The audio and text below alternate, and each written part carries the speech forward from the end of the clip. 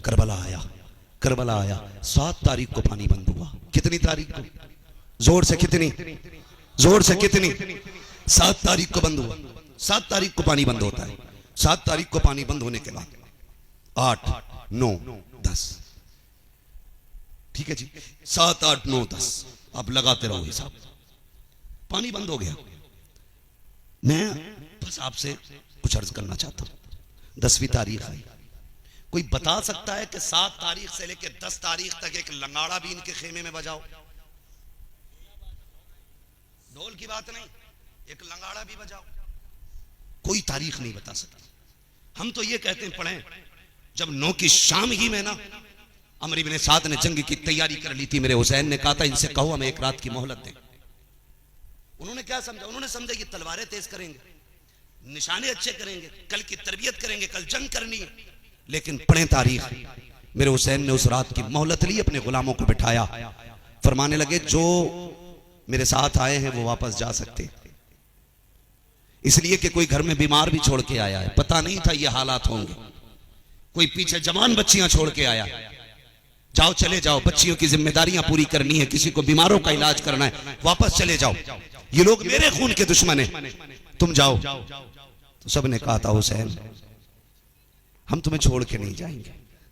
मेरे हुसैन ने कहा अल्लाह की इज्जत की कसम खा के कहता हूं चले जाओ, ये मत सोचना कयामत में मुआखजा होगा, मैं गवाही देता हूं और कयामत में भी नाना से कहूंगा ये खुद नहीं आए थे, मैंने भेजे थे और मैं तुम्हें जन्नत में दाखिल कराऊंगा, जाओ चले जाओ। कहा हुसैन गैरत आती है, नबी के बच्चों को प्यासा छोड़ के हम अपने बच्चों में चले जाएं? हुसैन जान दे सकते हैं लेकिन छोड़ के नहीं जाना है। जो तुम्हारे साथ होगा वो पहले हमारे साथ होगा। सबका यही जवाब था। मेरे हुसैन ने फिर क्या कहा? बोले सुनो, फिर रात के 2 हिस्से करो, एक हिस्से में नमाज पढ़नी है, दूसरे हिस्से में कुरान की तिलावत करनी है। मालूम है कल शहीद होना, लेकिन पूरी रात सजदे होते रहे, तिलावत होती रही। कोई माई का लाल नहीं बता सकता एक ढोलक का डंडा भी बजाओ। हम तो 7 से 10 तक करबला में कोई ढोल नहीं देखते, फिर ये 1 से 10 तक ढोल कहां से आता है?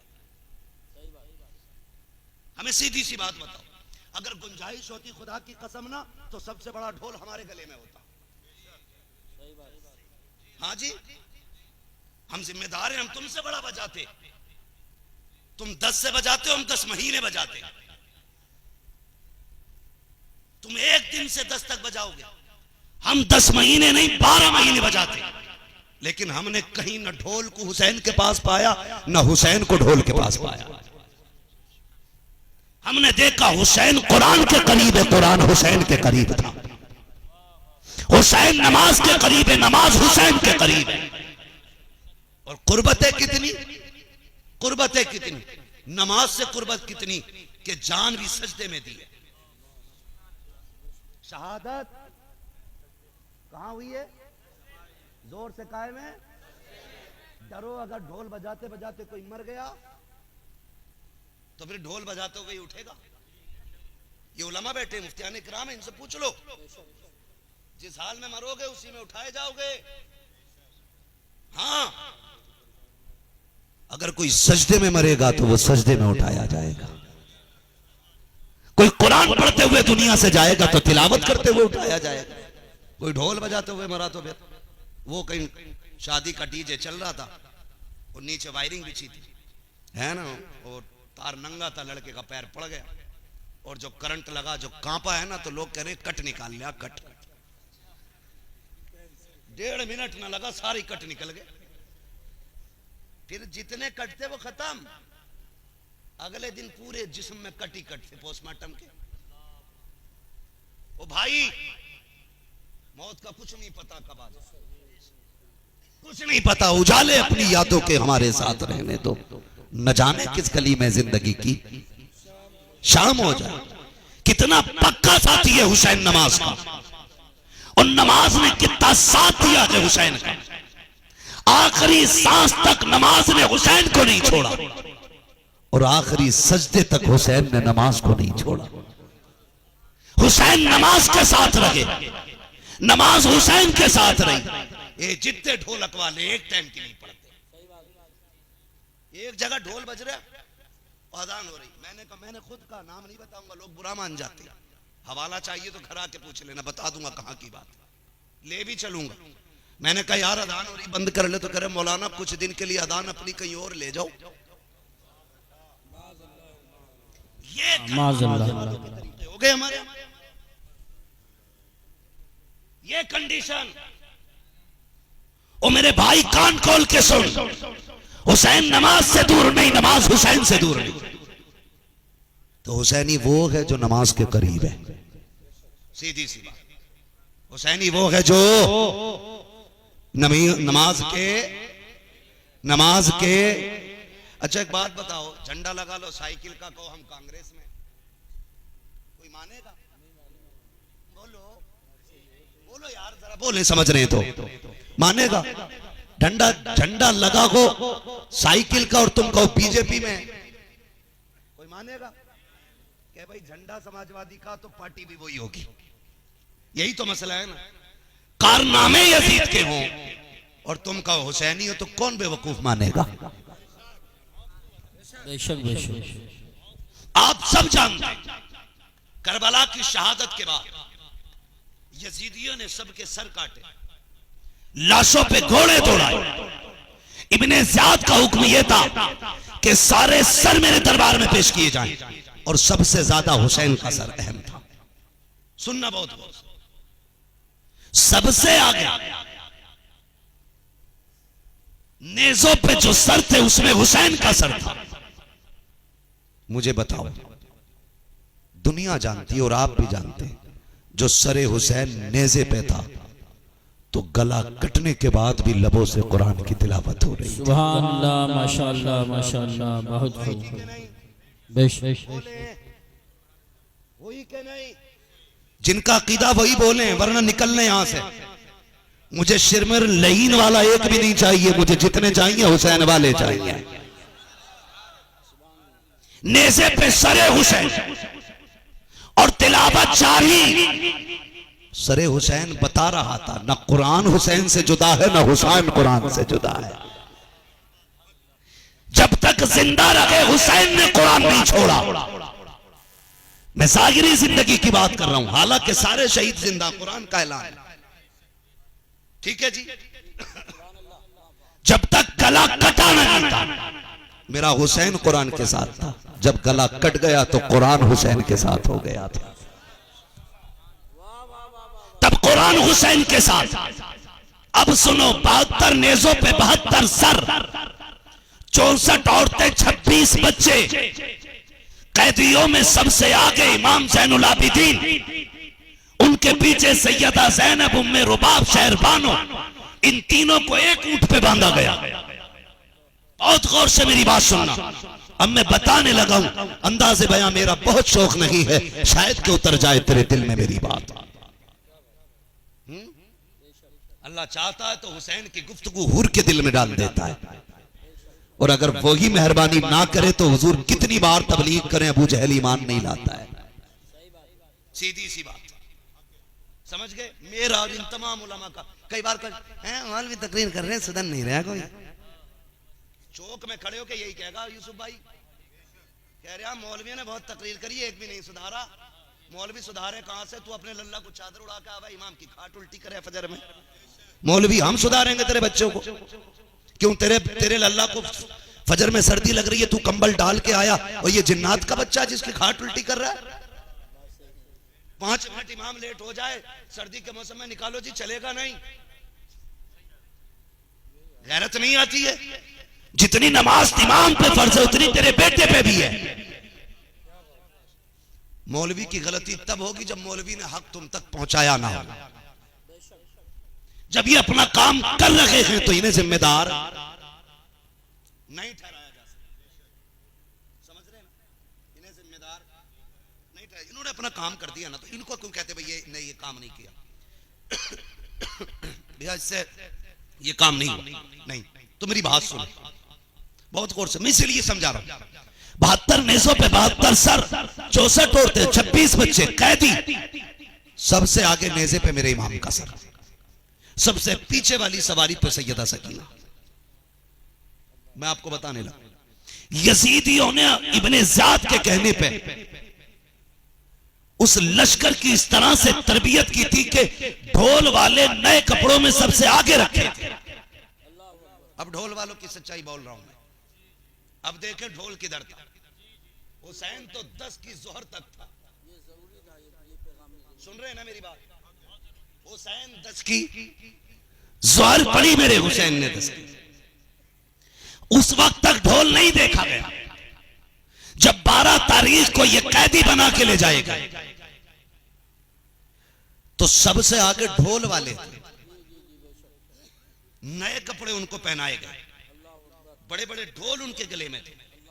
और यह हुक्म यजीद का अमर इब्ने साद को इब्ने ज़ियाद का था कि ऐसी तशहीर के साथ लाना ताकि कोई यजीद की मुखालफत के लिए खड़ा ना हो सके। और जश्न मनाते हुए लाओ हमने बागियों पे फतह पाई है। माजरत के साथ एक बात कहूं, एक ज़हन ये भी दिया जाता है कि हम जश्न वाले लोग हैं, और दूसरी जमात हमारी ये कहती है कि हम जश्न वाले लोग नहीं हैं, हम हुसैन के दर्द वाले लोग हैं। आपसे एक बात अर्ज करना चाहता हूं, रोना मोहब्बत हुसैन में ये राफजियत नहीं है, मातम राफजियत है। हुजूर अपने बेटे आंख में आंसू टप टप गिर रहे हैं। सहाबा ने कहा आपने रोने मना किया। फरमाया ये इस वाले रोने को मैंने मना नहीं किया। कहा हुजूर फिर ये कैसा रोना? फरमाया ये मोहब्बत का रोना है। आशिक के सामने जिक्र हुसैन को आंख में आंसू आ जाए तो राफजियत नहीं, ये मोहब्बत है हुसैन। और आप अगर इसे राफजियत कहते हो तो उस शहादत से पहले मेरा नबी रोया, शहादत वाले दिन भी नबी रोए। हजरत उम्मे सलमा वाली रिवायत आप पढ़ें। और पहले की कहानी हजरत इमाम हुसैन पैदा हुए, हुजूर की गोद में जिब्रील मिट्टी लाए करबला की आपने उम्मे सलमा को दी, हुजूर उस दिन भी रोए। ओ भाई कान खोल के बात सुने, मैं तो कहता हूं ना जश्न कर ना गम कर, तू पक्का हुसैनी बन, हुसैनी बन। 10 तारीख को ना काले कपड़े पहनने और ना आगे खुशी के गोले फोड़ने। 10 तारीख का सूरज निकले तो हर घर से कुरान की तिलावत की आवाज आनी चाहिए। मस्जिद की सफ में पैर रखने जगह ना हो ताकि दुनिया को यह पता चल जाए आज जिसका 10वां दिन है ना वो ढोल वाला था ना वो बाजे वाला था, या तो कुरान वाला था या वो मस्जिद में नमाज पढ़ने वाला। नारे तकबीर, नारे रिसाला, नारे हैदरी, नारे गौसियत, मसलके आला हजरत, फैजान आला हजरत, फैजान हुजूर मुफ्ती आज़म हिंद, फैजान ख्वाजा गरीब नवाज, फैजान हुजूर साबिर पाक, फैजान हुजूर मखदूम सिमना हजरत अल्लामा मुफ्ती हम्माद रज़ा साहिब क़िबला। सुभान अल्लाह। सबसे आगे ढोल वाले, उनके पीछे शहीदों के सर, उनके पीछे खानवादे नबविया की शहजादियां, उनके पीछे बाकी के कैदी। तवज्जो कीजिए, बात बयान करने लगा, ढोलक भी समझे। एक बस्ती से जब ये काफिला गुजरने लगा, है तवज्जो, चलूं आगे। जब काफिला गुजरने लगा एक बस्ती से ना, एक नाबीना खड़े होकर भीख मांग रहा था। उसके साथ एक बच्चा था जिसकी उंगली पकड़ के वो आता था। उसने ढोल की आवाज सुनी ना तो उसने कहा लगता है बेटे कोई बारात आ रही है। जब दूल्हा करीब आ जाए तो मुझे इशारा करना, मैं उस वक्त भीख मांगूंगा। इसलिए कि अगर दूल्हा के सामने उसके प्यारों का वास्ता दो तो फिर वो खाली नहीं लौटाता है। बच्चे ने कहा ठीक है बाबा। बच्चे ने जब देखा ना, सबसे पहले ढोल वाले मोड़ पे आगे मुड़े। बच्चे ने कहा अब्बा जी लगता है बारात बड़ी तगड़ी है, ढोल भी बड़े हैं, कपड़े भी कीमती पहन रखे हैं ढोल वालों ने। लेकिन बाप ने फिर कहा बेटे जब दूल्हा आए तो बताना। अब जैसे ढोल वाले खत्म हुए, बच्चे की निगाह पड़ी नेज़े पे रखा हुआ सर। बच्चे ने यह मंजर कभी नहीं देखा था। बच्चा होश खो बैठा, यानी वो ये भूल गया मुझे करना क्या है। बच्चे ने सोचा करना क्या, वो सरों को देखता रहा। वो तब तक तो खड़ा रहा जब तक जवानों के सर आए, लेकिन जब 6 माह के असगर का सर देखा तो बच्चा गिर गया। उसने खुद को संभाला। जब तक सर सामने रहा बच्चे के दिमाग ने काम नहीं किया। सर आगे बढ़ गया, पीछे सैयदा ज़ैनब की सवारी थी। उसने फिर उठने के लिए अपने बूढ़े का दामन थामा। उस अंधे ने यह समझा शायद दूल्हा की सवारी आ गई। उसने कहा जाने वालों अपने प्यारों का सदका दे के जाओ, अपने प्यारों का सदका दे के जाओ।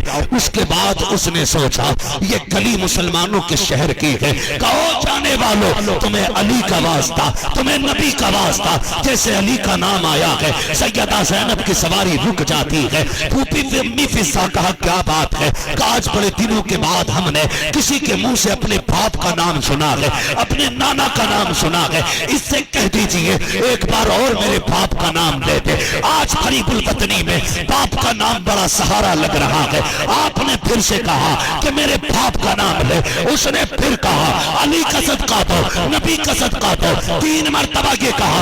उसके बाद आपने बच्चे को बुलाया, कहा बेटे क्या चाहिए, कहा इतना तो दे दो जिससे गुजारा हो जाए, बड़े घर के लगते हो। आपने फरमाया सुनो, वो जो बच्ची बैठी है 7 साल की, उसकी सवारी के पैर के निशान की मिट्टी हटा ले, खुदा तेरी जरूरत पूरी कर देगा।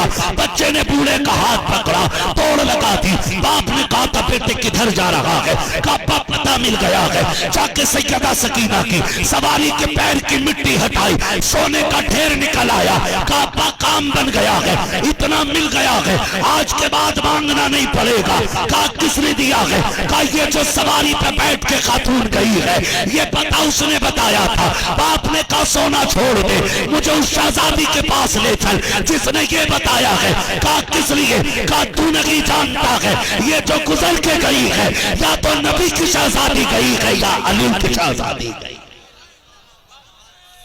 सुभान अल्लाह।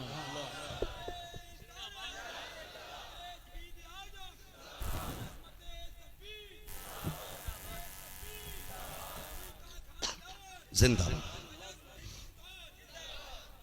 ओ भाई, इन्हें मजबूर न समझना, ये कमजोर नहीं थे, ये खुदा के फैसलों पर राजी थे, ये खुदा की मर्जी पर राजी थे। तुम नहीं जानते हो, खुदा की कसम आंखें खुल जाती हैं। काफिला चलता रहा। बेटी के लिए मुश्किल होता है बाप का जनाजा देखना, मुश्किल होता है बाप का जनाजा देखना। और कई बार तो जनाजे ऐसे भी देखें कि बेटियां दौड़ जाती हैं जनाजों के पीछे, हमारे बाप के साथ हमें भी दफन कर दो। इसलिए कि बाप मजदूर ही क्यों ना हो, लेकिन बाप के लिए एक बादशाह, बच्चियों के लिए एक बादशाह की हैसियत रखता है। ये बाप और बेटी का रिश्ता होता है। और खुदा की कसम भाइयों से बड़े गहरे रिश्ते बहनों के होते हैं। जिस सवारी पे सैयदा सकीना बैठी है, उस सवारी पे बैठ करके ना सरों के भीड़ में कभी कभी इमाम हुसैन का चेहरा नजर आता था और कभी कभी हजरत अली असगर का चेहरा दिखता था। हजरत सकीना को जब ये सर दिखते थे तो चीख निकल जाती थी। कई दिन की प्यास भी है, भूख भी है, शिद्दत है। खुदा की कसम जब आप चीखती ना तो यजीदी आपको डांटते। आज मैं कहता हूं खुदा की कसम, कोई मेरी बेटी को मेरे सामने डांट दे, किसी की बेटी को भी किसी के सामने कोई डांट दे, बाप बर्दाश्त नहीं करेगा। ये किन को डांटा जा रहा है? जिनके नाना की दी हुई सल्तनत आज 64 लाख मुरब्बा मील पर फैल चुकी थी। 22 से 64 लाख हो चुकी है इस्लामी सल्तनत। वो अपनी ही सल्तनत के अंदर इस तरह से सताए गए। सैयदा सकीना की चीख निकल जाती, बहुत रोका जाता। एक बार जब हजरत अली असगर के चेहरे पे निगाह पड़ी, चीख निकल गई। एक यजीदी ने आपका बाजू पकड़ के धक्का झटका दिया ना तो ताकत नहीं बची थी। 7 साल की बच्ची की उम्र क्या होती है? एक दुख, फिर सफर, परदेश और फिर अपनों के सामने लाशों के रखे हुए सर। मुश्किल था, गिर गई नीचे, गिर गई, किसी को पता नहीं चला। शाम होने लगी, नमाज के लिए काफिला रुका। कुर्बान जाओ अहले बैत थार पर। कहती है प्यास है, भूख है, सफर है, पैदल है, थकन है, टूट है, सब कुछ है, लेकिन नमाज एक वक्त की भी कज़ा नहीं है। पानी नहीं दिया जाता, तयम्मुम करके वुजू कर रहे हैं। यजीदी अगर ठहरते थे तो उनके शामियाने लगते थे। अली की बेटियों के लिए आसमान के सिवा कोई शामियाना नहीं। जहां जमीन पे बैठ जाएं वही फर्श बनता था, और ये खुली छत उनका आशिया शामियाना था। इबादत से फारिग होती, फिर सफर आगे होता। मगरिब की नमाज पढ़ी, सफर की तैयारियां हुई, आवाज लगी चलो तैयारियां कर लो, सारे सवारियों पे बैठ गए। जब चलने की बारी आई, ऐलान हुआ चले। थोड़ी देर के बाद काफिला वहीं का वहीं, रात चला ही नहीं। शोर हो गया, काफिला आगे क्यों नहीं चल रहा है? सैयदा ज़ैनब ने कहा, ज़ैनुल आबिदीन जी फूफी का पूछो तो ये जा क्यों नहीं रहे? आप कहते हैं कि ये लोग ये कह रहे हैं कि जिस नेज़े पे हुसैन का सर है वो आगे नहीं जा रहा है, आगे नहीं जा रहा है वो। फूफी क्यों नहीं जा रहा है? अल्लाह अकबर। इमाम ज़ैनुल आबिदीन भी अपनी फूफी से, अली की बेटी से पूछ रहे, फूफी सर जा क्यों नहीं रहा आगे? सैयदा ज़ैनब ने कहा जरा देख तो सही, कहीं सकीना तो पीछे नहीं रह गई है। कहा कि जब करबला के मैदान में हुसैन जा रहे थे, उन्होंने जाते जाते कहा था ज़ैनब सबका ख्याल रखेगी, मेरी सकीना का खास ख्याल रखना। इमाम ज़ैनुल आबिदीन ने आवाज दी सकीना है, लेकिन सवारी पे थी नहीं। कहा फूफी नजर नहीं आती, आप सवारी से नीचे उतर गई। हर कचाबे में जाके देखा, हर सवारी पे जाके देखा, सकीना पता ही नहीं। कहती लगता है पीछे रह गई है।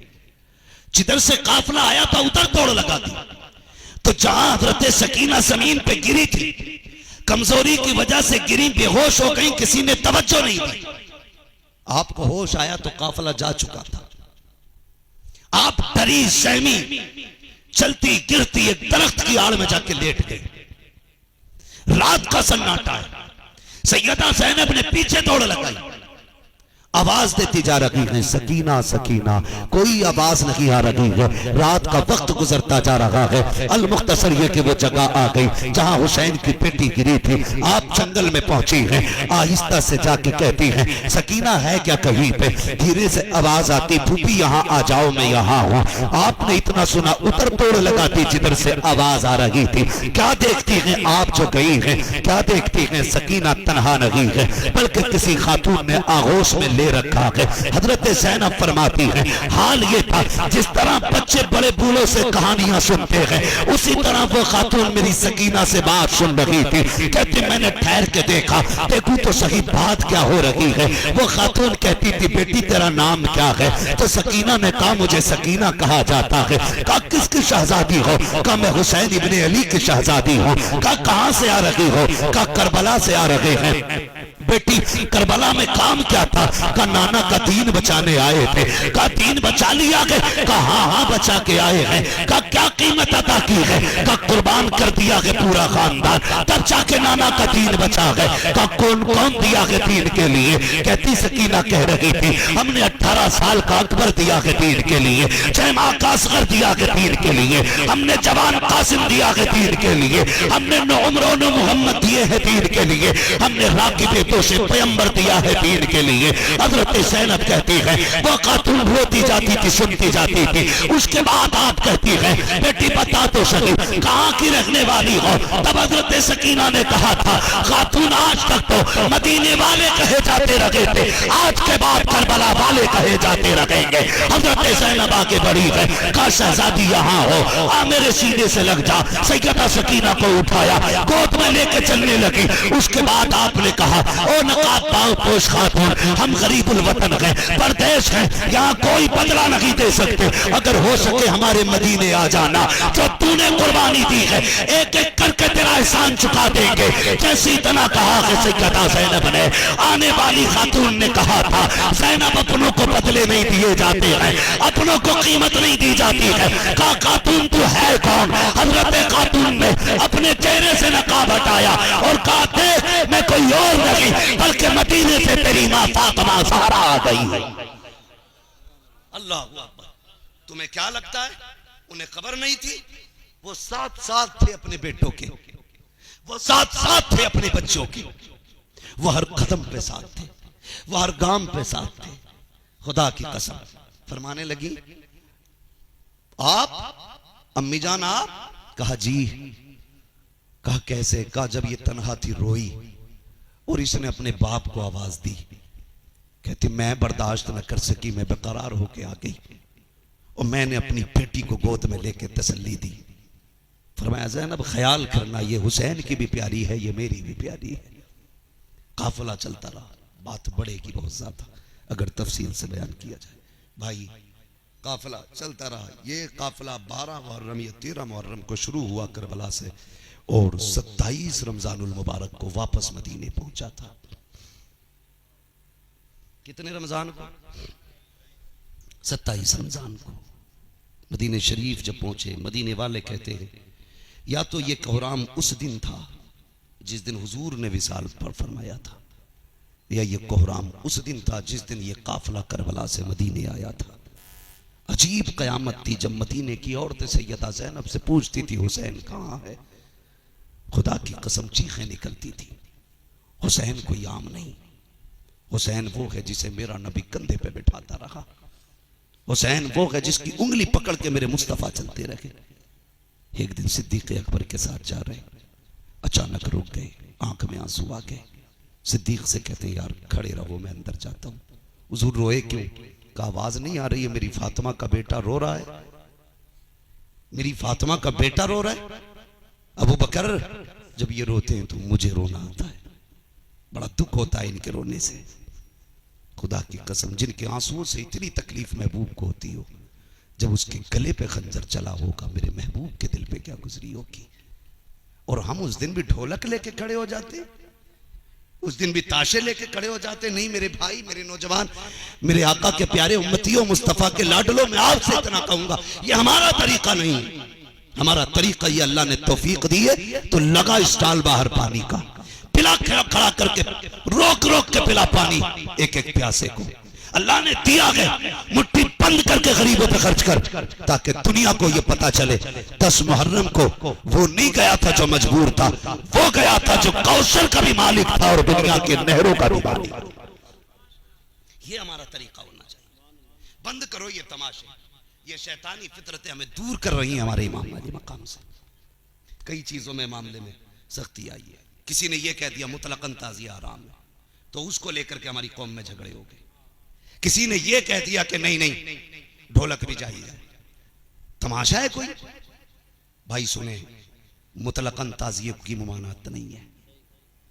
आपको अल्लाह तौफीक दे मेरे इमाम के रोजे का नक्शा बनाए, उसको एक ही जगह पे रखा रहने दें, सारे लोग चल चल के उसकी जियारत के लिए जाएं। एक बात बताओ, अगर पीर किसी से मिलना जाए, चल के पीर किसी की जियारत करने जाए, और एक ये कि मुरीद चल के पीर की जियारत करने जाए, बड़ी बात कौन सी है? जो खुद चल के पीर के पास जाया जाए, ये बड़ी बात है ना। और पीर को बैठा के खाट पे गांव में घुमाया जाए, ये तो बड़ी बात नहीं है। मैं तो इसको छिनरेबाजी समझता हूं, है कि नहीं? मैं इसको ठलुएबाजी समझता हूं। एक जगह रखो नक्शा इमाम के रोजे का और ऐलान कर दो, आओ करबला की याद ताजा करें, आओ करबला की याद ताजा करें, उसे देखो और नजरों में बसाओ मेरे इमाम का चेहरा। फिर अल्लाह से अपने लिए मांगो हुजूर के बेटों की खैरात। खुदा की कसम ये इतने बड़े सखी हैं, कौन देता है देने को मुंह चाहिए, देने वाला है सच्चा हमारा नबी। इनकी सखावत, कुर्बान जाओ इनकी सखावत पे, बात बढ़ जाएगी। बस आखिरी बात यूं सुन ले मेरी, मुझे बस इतना बता दे, हमारी बस्ती में तो कोई इस तरह का तमाशा नहीं करते, आप लोग नहीं करते ना। अल्लाह सलामत रखें। आज वादा करें कि अगर कहीं होता भी होगा तो इंशाअल्लाह शरीक नहीं होंगे। वादा करें, सारे हाथ उठा के वादा करें, इंशाअल्लाह शरीक नहीं होंगे ना मेरे भाई। मरना है यार, मरना है। मौत से बड़ी सच्चाई कुछ नहीं है, मौत से बड़ी सच्चाई कुछ नहीं है। पंडित को भी आनी है, मौलवी को भी आनी है, किसान को भी आनी है, जमींदार को भी आनी है, ऐसी मौत न मर के जा कि लोग तू तू करें और कहे अच्छा हुआ मर गया। शराब पीता था, ढोलक बजाता था, ऐसी जिंदगी जी के जा ताकि लोग तुझे हसरत से देखने के लिए आए। ऐसी जिंदगी वालों को ना देखा हो तो याद करो ताज शरिया के जनाजे को। कोई बादशाह का बेटा नहीं है, ताजदार का बेटा नहीं है, आधी दुनिया या एक दुनिया का मालिक नहीं है, सिर्फ बरेली का अहमद रजा का शहजादा है। लेकिन हर कोई चाहता था उसके जनाजे में शरीक होना। वजह क्या थी? उसने पूरी जिंदगी मुस्तफा की अजमतों पे पहले दिए थे। कौम ने ये कहा तू अगर मुस्तफा का हो गया है तो हमारे सर का ताज हो गया है। सुभान अल्लाह, माशाअल्लाह माशाअल्लाह। अगर मरो तो ढोलक वाले ना कहे जाओ, मरो तो ताशे वाले ना कहे जाओ, मरो तो पिपैये वाले बाजे वाले ना कहे जाओ। ऐसी जिंदगी जी के जाओ। अगर मरो कफन में लिपटे हो, तुम्हारा जनाजा जा रहा हो, किसी से पूछा जाए कौन जा रहा है, कोई बताए या ना बताए, तेरा कफन कहने लग जाए लहद में इश्क रुखे शह का दाग लेके चले, अंधेरी रात सुनी थी चराग लेके चले, तेरे गुलामों का नक्शे कदम है राह खुदा, वो क्या भटक सके जो ये सुराग लेके चले। सुभान अल्लाह, सुभान अल्लाह, माशाअल्लाह। साबिरीन, अल्लाह सब्र करने वालों के साथ है। कहते हैं सब्र करने वालों के साथ था तो फिर ये शहादतें क्यों हुई? मैंने कहा साथ होने का मतलब ये नहीं कि तलवार की धार तेज हो जाए। साथ होने का मतलब यह है हुसैन तेरा सर कट जाएगा लेकिन तेरी फिक्र कयामत तक जिंदा रखेगी। हुसैन तो खानदान लौटा देगा। जब हम साथ हैं ना तो कायनात में कोई यजीद नजर नहीं आएगा, दुनिया के चप्पे चप्पे पे तेरा बेटा नजर आएगा। कोई कहेगा इमाम जाफर का बेटा हूं, कोई कहेगा इमाम सादिक का बेटा हूं, कोई कहेगा इमाम बाकिर का बेटा हूं, कोई कहेगा इमाम ज़ैनुल आबिदीन का बेटा हूं, कोई कहेगा हसनी सैयद हूं, कोई कहेगा हुसैनी सैयद हूं। महबूब तेरी नस्ल में इतनी बरकत करेंगे जब तक कायनात चलती रहेगी, तेरी नस्ल भी जमाने में चलती रहेगी। यह हकीकत है। काटने वाले मिट गए, कटने वाले बाकी हैं, कटने वाले बाकी हैं। बस जो हुए गलत उनको माफ फरमाए रब्बे कायनात। जिंदगी ने दिया साथ, फिर होगी मुलाकात, चमन रहा फूल खिलेंगे, जिंदगी रही फिर मिलेंगे। मुसाफिर हैं हम भी, मुसाफिर हो तुम भी, किसी मोड़ पर फिर मुलाकात होगी। फकीरान आए सदा कर चले, सदा खुश रहो ये दुआ कर चले। सारे लोग कलमा शरीफ पढ़ने ला इलाहा इल्लल्लाह मुहम्मद रसूलुल्लाह। अपनी बात कहने से पहले मेरी बात सुन लें। मैंने आपसे पहले कहा था मैं 1 घंटा बोल पाऊंगा, और मेरे भाई नाराज ना हो क्योंकि आपको यहीं रहना है। मुझे अभी यहाँ से निकल के इलाहाबाद के लिए गाड़ी पकड़ के निकलना है। हमें रोज़ का सफ़र करना है। एक लिमिट रहती है गुफ्तगू की 1 घंटे की। मैंने इतना अच्छे लोग देखे तो लगभग 1.5 घंटे गुफ्तगू कर ली है। अल्लाह आपको सलामत रखे, आपकी मोहब्बतों को अल्लाह सलामत रखे। ये आपका प्यार है, ये मोहब्बतें। जलसा बहुत चल गया आगे। मज़ा तो तब है कि जब जलसे में आने वाले सुबह फजर की नमाज भी पढ़ लें। ये सबसे ज़्यादा ज़रूरी है। पता चले आप 2 बजे जलसा ख़त्म करें और फिर 8 बजे सो के उठें, भाई मज़ा आ गया, रात हुसैन की महफिल में थे। वो तो कहेंगे हमने आखिरी सजदा तक, आखिरी सांस तक नहीं छोड़ा। तू एक रात जलसा करके 3 दिन सो रहा है टांगे फैला के। तो मेरे भाई थोड़ा सा ये भी ख्याल करें। उलमा इकराम की जिम्मेदारी निगरानी में, मुफ्तियान इकराम की निगरानी में बहुत अच्छे वक्त से आपका प्रोग्राम, बाखुदा कह रहा हूँ मैं, यूसुफ भाई जानते हैं, डॉक्टरों ने भी मुझे मना कर रखा, 40 मिनट से ज़्यादा बोलने के लिए मेरे लिए मना किया। लेकिन कुर्बान जाऊँ बिलग्राम वाले ताजदार की, जब से उनकी निगाह पड़ी है मैं 1.5 घंटा भी बोल लेता हूँ, 1 घंटा भी बोल लेता हूँ। और जब से उन्होंने नजर की अभी तक मैंने कोई गोली नहीं खाई है। और खा भी कैसे सकते हैं? दवाएं दर्द-ए-सियां पंजतन के दर से मिलती हैं। जमाने में यही मशहूर हैं दारुश शिफा वाले। ये नारा हुर का था जिस वक्त फौजे शाम से निकला कि देखो यूं निकलते हैं जहन्नम से खुदा वाले। हुसैन इब्ने अली की क्या मदद कर सकता था कोई? वो थे मुश्किल कुशा और थे मुश्किल कुशा वाले।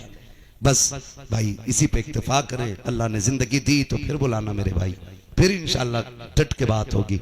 करबला वालों की बात इंशाल्लाह इतनी मुख्तसर नहीं है जो एक रात में पूरी हो जाए।